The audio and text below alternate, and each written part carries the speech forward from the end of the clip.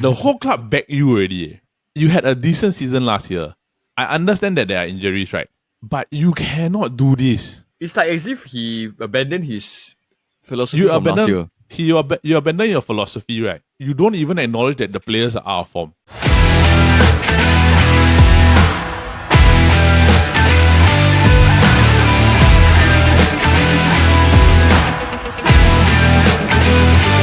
Hello everybody and welcome to another episode of the Football Kaki. I am your host Elliot and I am joined by a returning Kaki bro who has returned from his holiday in Japan. Paul, welcome back. How are you doing and how was your trip? Yeah, first and foremost, Merry Christmas, brother. Yes, we are recording today on Christmas. So for those of you watching, this episode comes out on Wednesday. So Merry Christmas to everybody. Hope you had a wonderful Christmas. But back to you, bro. So how was Japan? Okay, so basically I think there was some parts that were very enjoyable and some parts that were like completely not enjoyable at all.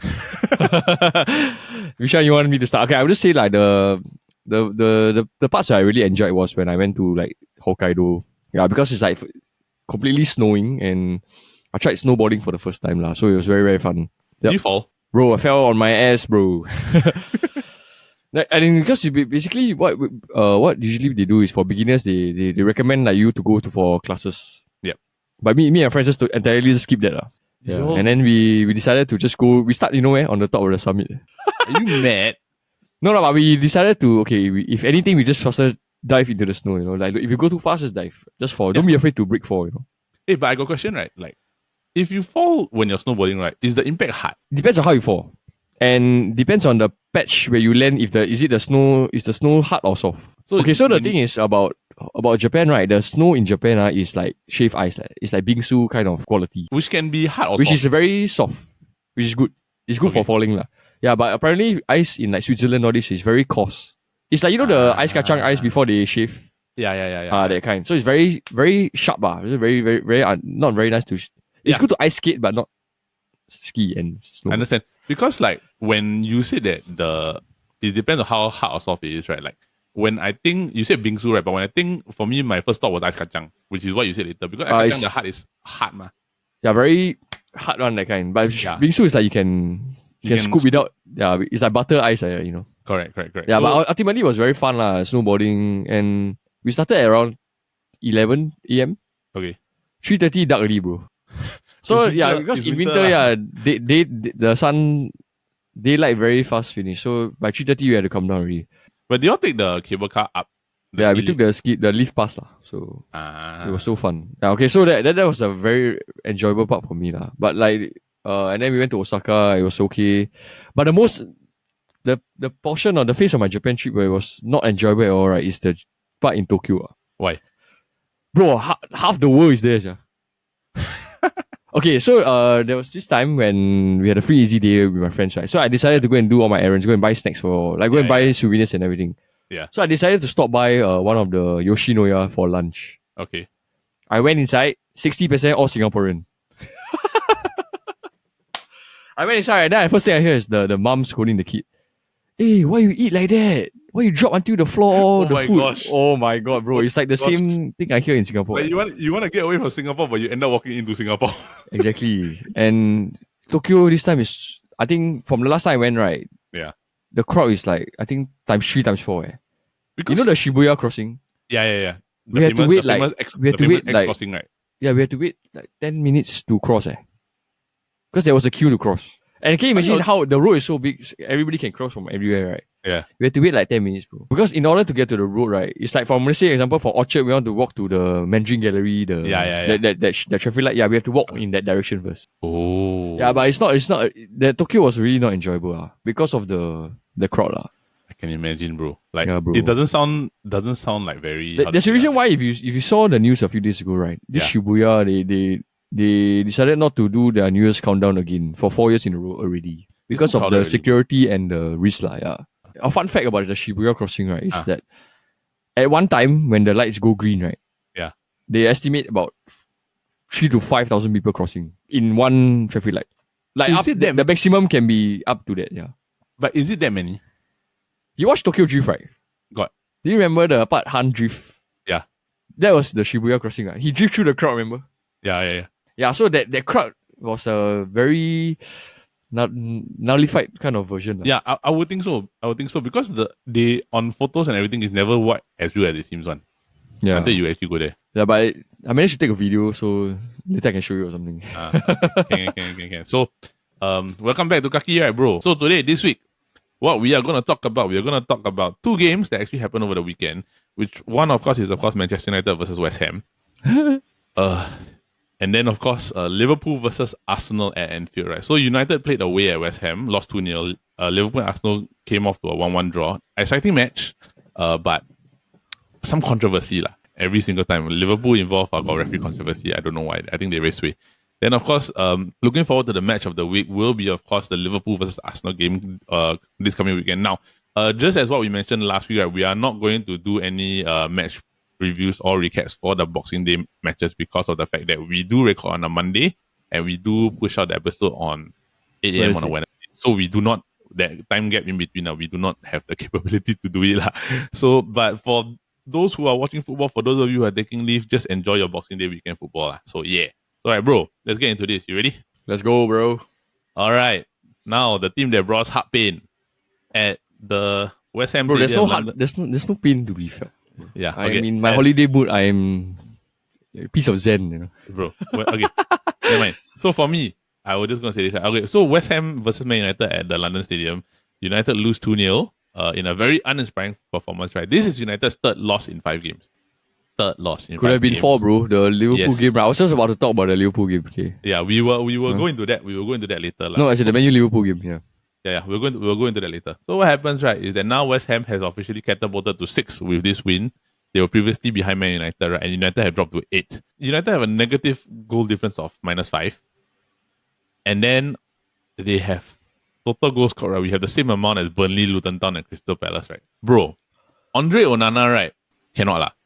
That goal, the first one from Bowen, right?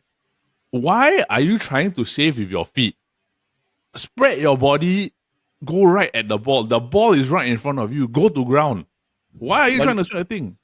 Yeah, as in the goal, I also agree was his fault.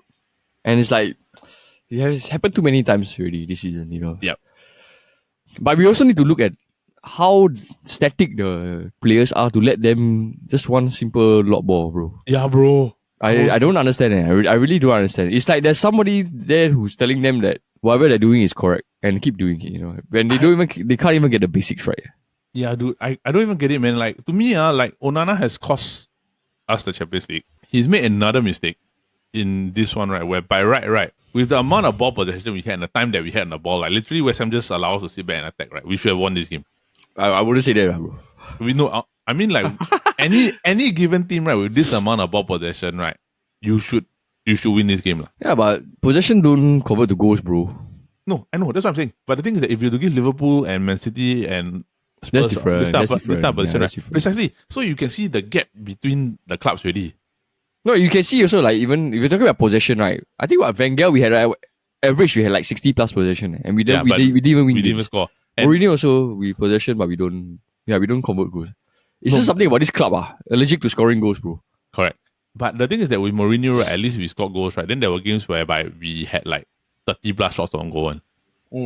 So it's one thing to have like chance creation and people that actually create chances, because I find that the difference, right, between Wenger one was because we were stagnant football. It's very similar to football, yeah. It's very similar to the current situation, right? Just that now the current situation is that we don't know what we're doing.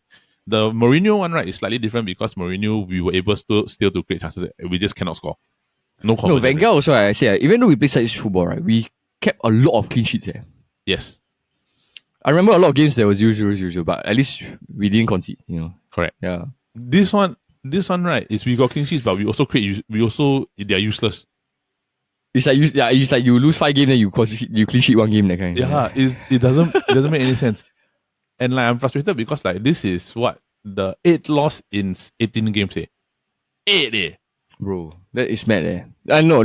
I was about to say, considering last week's only draw that we had, right, it was supposed to be a loss. It was supposed to be a loss, so it would have been 9 wins, 9 losses. That is mad. That is sackable, bro. It's sackable already. Sackable, yeah. To me, I cannot take this, right, because like honestly, right, like the whole club back you, and I'm going to move on to Erik Ten Hag already. For everybody that doesn't know, right, I'm going to move on to Erik Ten Hag. The whole club back you already. You had a decent season last year. I understand that there are injuries, right? But you cannot do this. No, it's like as if he abandoned his philosophy from last year. You abandon your philosophy, right? You are stubborn to a point where like you don't even acknowledge that the players are out of form. Yeah, and last year he was very strict, right? Very harsh. Because the players the players he bought. Yeah. This year is okay, this is my team. So I will manage them my way. But the thing is Sancho out, he kicked De Gea out. But the thing is that I don't care about that. Like, why do you have to do a 180 change? It is still the same team, right? Essentially. Like, that's my point. That's my point. It's like there's a point where this club needs to recognize that he is falling way below his standards already. Yes. And this is not somewhat fairy tale. You can stay at this job forever. Correct. But like I said, the United job is a very lucky. It's a very harsh job, but the longevity of it is they will always give you time. Yes. And bro, if this was Chelsea, he's gone already, bro. Yeah, he's gone. And I find that this is the biggest problem, right? Like my biggest issue, right, is that if Ten Hag made the decisions to change out players, right, when they're off, right, immediately, unfair. He took too long with Rashford. He took too long with Anthony. He's taking too long with Onana.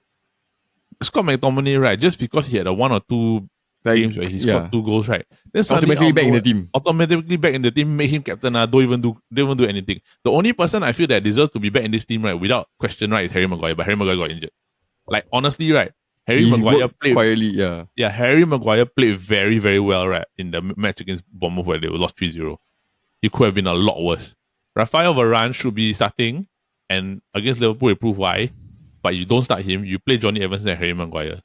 For all these questions, like we as United fans cannot even bro. Then understand. Then I'm like, you don't put everybody in a position, right? Hannibal was informed at the point of the season, right, at the start. Then you decide to take him off, right? Then you play a horrible Bruno Fernandes, all because he's your captain, and Bruno's not in good form. So what are you doing? So, because of all this decision making, right, you've essentially made all your players out of form. Nobody's in form anymore. But just look at this season now, right? We are breaking records like free, Yes.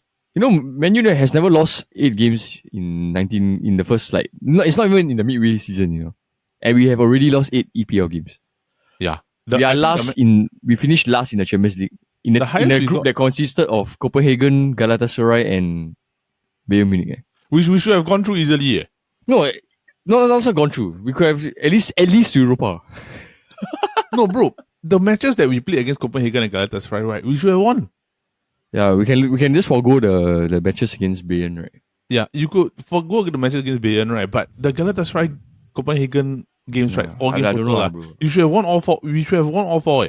But I can only say that this is because the club is refusing to make a change, you know. Yeah, dude. I mean, like what? Because they see contracts as assets. They see everything by value, by number.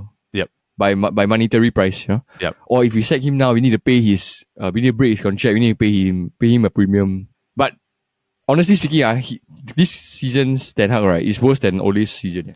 Yeah, this is worse. This is worse, right? And the thing is that Ole still got sacked. Yes, and by the fact that Man United now, right, have sold 25% of their shares to Jim Ratcliffe and the Ineos Group, the timing of this could not have been more Man United. Bro, Man United is a PR club, lah. Yes, like everybody has been shitting on them for saying, "Oh, how can you lose to West Ham?" Just when you say like, "Oh, the season is gonna turn after drawing against Liverpool," that is just a cover up, bro. Bro, it's nonsense. It's nonsense. Like, I mean, like, to be honest, right, 25%. What can you do with 25%? I understand that you get football operations, right? But you essentially gave Glazers more money. Yeah. No, you gave Glazers cold hard cash, right? Yeah, dude. I don't get it, man. Like 25% and you get footballing operations, right? I mean, Ineos Group is the one that took care of Mercedes in F1 lah. So I don't really have a problem with that, right? But the thing is that... But we don't have a Lewis Hamilton kind of... Correct. We don't have a Lewis Hamilton thing and we don't have a Toto Wolff.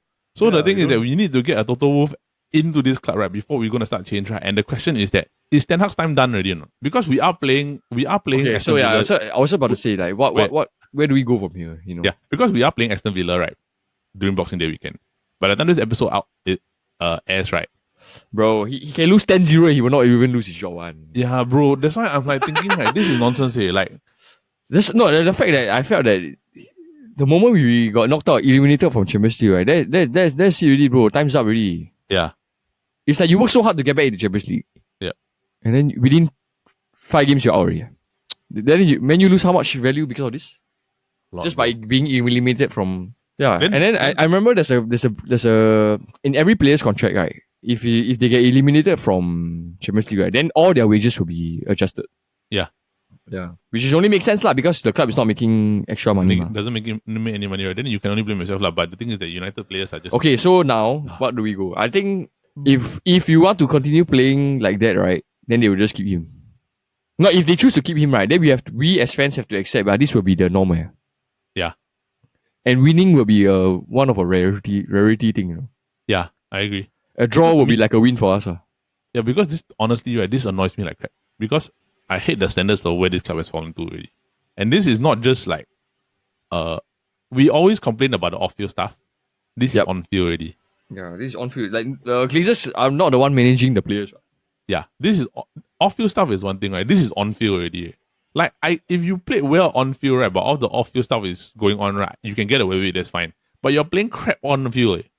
Yeah, it's like if you're playing good on field, but you can sense like maybe something is lacking, then you can identify where the issues are, which is maybe like the upper management. But this is like you can't even get Rashford to run. Yeah.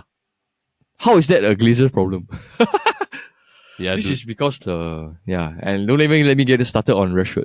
Yeah, but I mean, we will cross the bridge about Erik Ten Hag when he gets sacked, about sacking, right, when it comes up. Because right now, right, as much as you want to make the predicament, right, it will not happen, bro. It's nothing, because the thing is that if Jim Ratcliffe bought him, right, the stability is that you want to keep your manager, man. You just want to change the back end. Jim Ratcliffe, is it effective immediately? Should be. Okay, and then we are 1 week away from the January window. Let's see what happens. But I'm guessing nothing will happen, lah. No, nothing will happen, bro. Because at the end of the day, right, even if they come in, right, they still need to get the operations hierarchy in place, man. So the only time you actually see results, right, is probably during the summer window, when the sporting director actually gets put into place, and we don't know who is it also. So by then, we might not even have top 4. We'll be out of every competition that we're playing. Yeah, dude, we are out of after Europa. spending 250 million. We are out of the Carabao Cup, right? We're out of the Champions League. We only got the Premier League, and we're nowhere near anywhere. So I'm just like, you just gotta hope for the FA Cup. But I'm not holding hopes, right? If we end up trophyless this season, right, I'm not surprised. No, I'll be surprised if we win anything.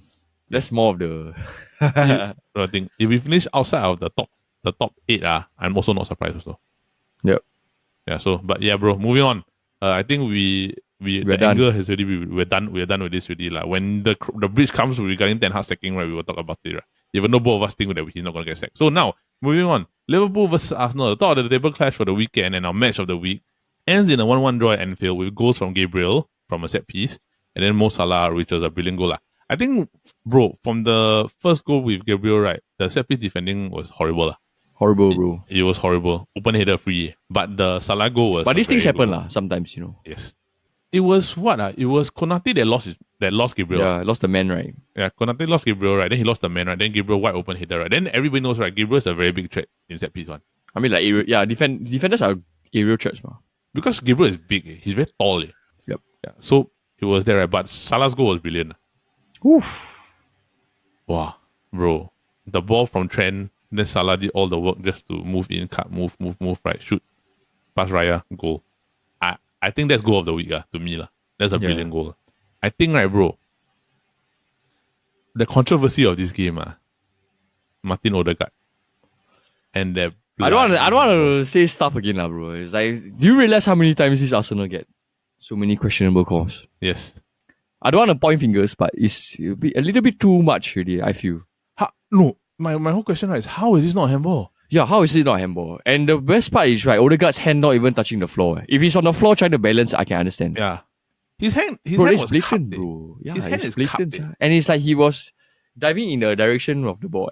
And the worst part is that, right, we're looking at it, right, his hand is cupped like this. So it means that the ball is like here, like inside here, right? It's cupped, then he pushed it this direction. Then he nonchalantly passes it to Zinchenko. Zinchenko just clears the ball. No VAR call. No VAR call, right? Maybe that's an agenda, bro. I don't know, yeah. That's a penalty, right? Then according to reports, right, the VAR check happened after that, right? By the time the VAR check, right, they ruled that it's no handball. So the fact that it ruled in no handball, right, and nothing changed, right, and it doesn't even matter anymore, right? You know what's the worst part? Saliba said it was a penalty. Saliba, bro, your own defender said it was a penalty.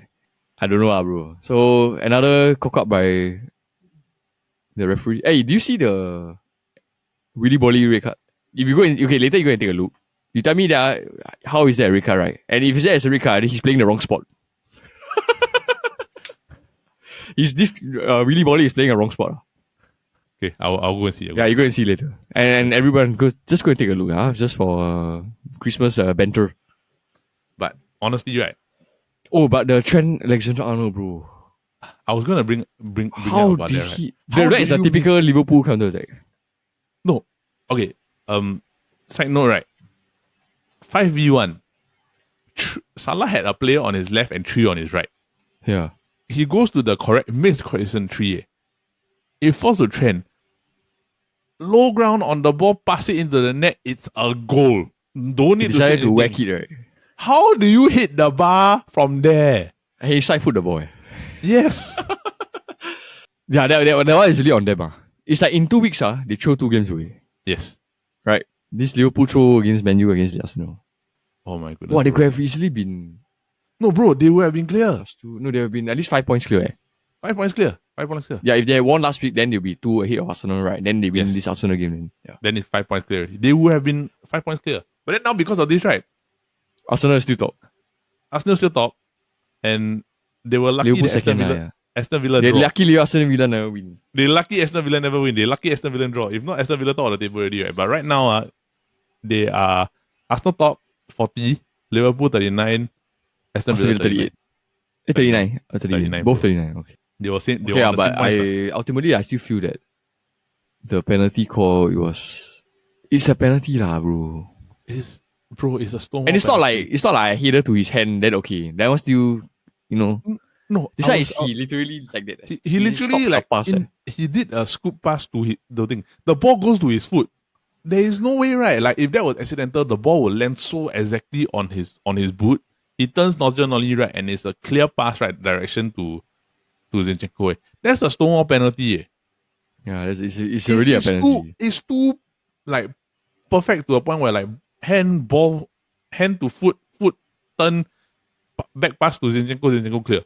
Lucky this Liverpool didn't lose. Yeah, dude. Bro, if they had lost, it's another referee scandal again. Oh, there's too many scandals this year, right? Then the funny part is Simon Hooper had a good game, and it was at the Man United match. It was I was watching and then I was like, isn't this the referee that is everybody is shitting on? And he didn't make a mistake that game. You also see like he's been under the spotlight so many times, right? How does he still get like big games? Premier League matches, right? No, how does he still get like big games? Like you are getting Premier League matches is okay. You let him like rebuild his reputation from like Fulham versus Bournemouth, that kind of level. But he still straight away throw him to a Man United game, right? Yeah. Bro, it was bad, man. The Michael Oliver last week. Oh my. Don't even get me started. Me and Milet went through that one like thoroughly. Okay, let me just because I wasn't on last week. I remember the Dalot got red card. Yeah. Did you see the Darwin Nunes? Bro, he kicked the ball away. That's yellow card, right? Yes. And then he contested the linesman another one. And then the third one was when Michael Oliver gave me yellow card. He clapped the hands. Clapped.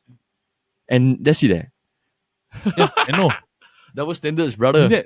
The last week, Milet said it. He said like this is like very double standard. It's just double standard against United. No, and to be honest, right, it's very petty. It's very petty because the thing is that I asked you this question, like heat of the moment, 92nd minute, it's a wrong call anyway. I mean, it's a correct call that I contested, right? Yeah. Like Dalot contested a correct call. Correct. So and the ball went off Salah's foot. It's clear. It's our ball. So he wants to get the ball. The decision goal, he's going to get frustrated because it essentially blocks United have a last chance to attack. And it puts the ball into Liverpool's favour to attack the goal because he's on Man United side of the field. You do that, right? You contest, right? You give him a yellow card for this hand. He contests again, right? Then you give him a red card within 10 seconds. How? Bro, heat of the moment. Have some logic. Bro, I tell you, this Michael Oliver, when it comes to menu, right? from fresh in my mind, you know the Rodri penalty? He was the VAR in the menu game. It's like immediately go and check, remember? He said he sent off a few other players as well. I can't remember. But yeah, he has an agenda against United. No, and somehow reason he enjoys it, you know. I hate he likes being the spotlight when it comes to menu. He's the worst referee in the EPL. Like I Apart from that, Simon Hooper. Yeah. But I find that Simon Hooper, right, is not intentional. He's sway because his colleagues let him down, right? Yes. Simon Hooper is just unfortunate incidents. Like really, and honestly, he sometimes cannot make up his mind. Yeah. It's indecisiveness, unfortunate incidents, right? And it's situations whereby like he should have control over it, but he doesn't. So he just gets out in the situation, right? Michael Oliver, you can see is just nonsense, one. Yeah, it's clear as daylight. His agenda is so obvious. Yeah. Like you feel sympathy for Simon Hooper, right? You feel none for Michael Oliver. Yeah, exactly. And Anthony Taylor. Yeah, correct, bro. What to do? So in the end, right, it's 1-1. Too many refereeing controversies, bro. That penalty, how is that not a handball? I really have no idea, dude.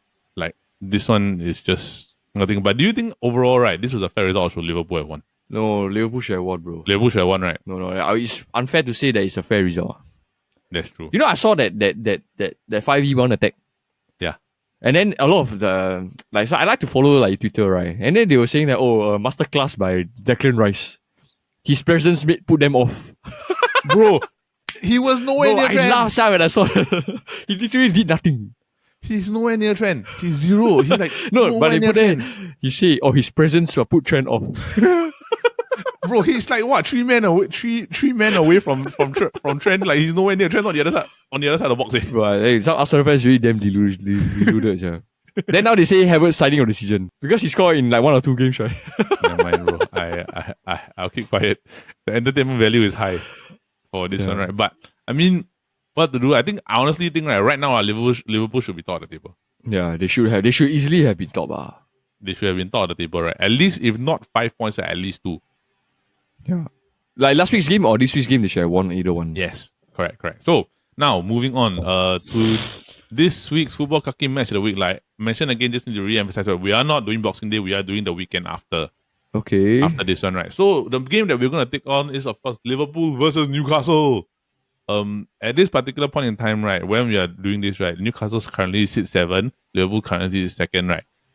Depending on the games that they're playing, right, between Liverpool and Burnley, we will actually see where Liverpool actually stands after this particular game, right? But bro, question: is Newcastle away? Bro, can I say something? How the heck did you lose to Luton Town? Yes. Bro, even Man U never lose to Luton Town. How the heck did you lose to Luton Town, bro? After beating Arsenal, Man U. Bro, I don't know, bro. Okay, honestly, you see the way Newcastle drop points, right? They drop points to very weird teams. Yes. Like Bournemouth, Luton, I think Everton, if I'm not wrong. They lost to Everton. They lost so many games.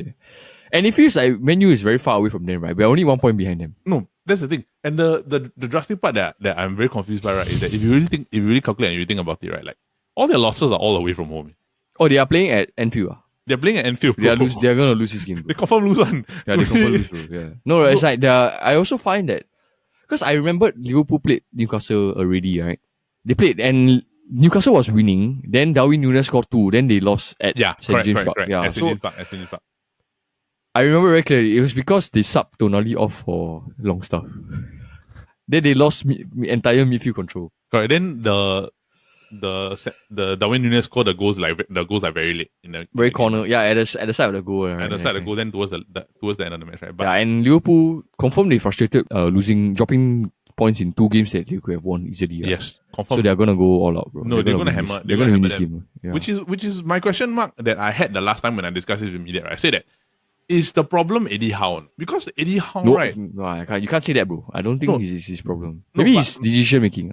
No, my question is because I don't think he's a bad manager. Like, don't get me wrong. My whole thing, right, is he good enough to be able to push Newcastle up into like the echelon of like where Spurs and Aston Villa are? Because let's think about it, right? Like I was telling me that the direct comparison for Newcastle is Aston Villa, like really literal direct comparison. The Zerbi, But different because their manager is different level. So Unai Emery won Europa League with precisely. That's what I'm saying. So the thing is that the direct comparison in terms of squad, right? Let's say you take out the managers from the equation, right? Is Newcastle versus Aston Villa. And the Postecoglou. Postecoglou, right? So the thing is that Postecoglou, okay, he's a good manager, settle that one here. But the thing is that he's only been there for one season. The track record in EPL is not strong enough to say that he's going to be at a top level. But the thing is that what he's already been doing with Spurs, right, with what previous managers have not been able to do, already speaks volumes already. So that's one thing. Unai Emery, he's managed Arsenal, he's managed Villarreal, he's managed Sevilla, all these things, right? That's a good track record already, right? And the way that he's established with the Aston Villa team, right, which is like literally side by side with Newcastle, right? They are similar. I would say Aston Villa's team is slightly better because of the quality of players. But the fact that your direct comparison is Newcastle and Aston Villa, right? You can't say that Eddie Howe's the same level as Unai Emery. So they're not. Yeah, they're not. So the question is that what is preventing Newcastle from going forward? Because you can. But if you qualify for Champions League with a Newcastle team that was still like maybe 60%, 70% done. Yeah.